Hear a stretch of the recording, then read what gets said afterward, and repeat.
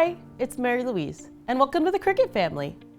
If you've just unboxed your brand new Cricut cutting machine, you're just a couple of minutes away from your very first project.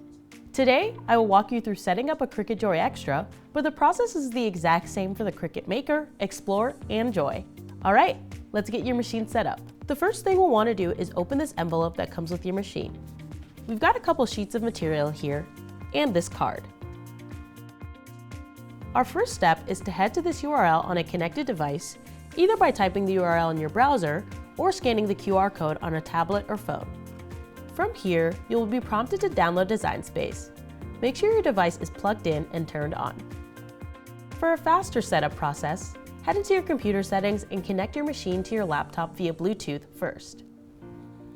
Design Space is going to take you through the whole process. Just follow the prompts.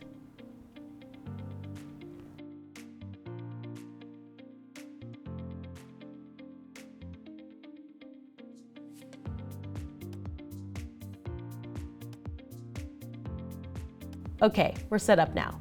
It's really that easy. Now, it's time for our test cut. You'll want to make sure your Cricut machine has ample space in front of and behind your machine, about 12 inches each way. Design Space will walk you through loading your material and starting the cut. Performing a test cut ensures everything is working perfectly before your first real project. I also love that it walks you through all the steps you'll do for your first final project. It's a great way to familiarize yourself with the project flow.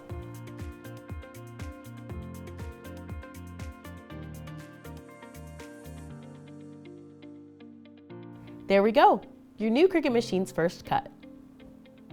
Your Cricut machine is officially set up and ready to go.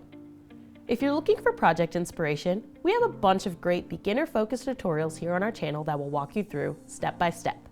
We'll link those below. Happy making!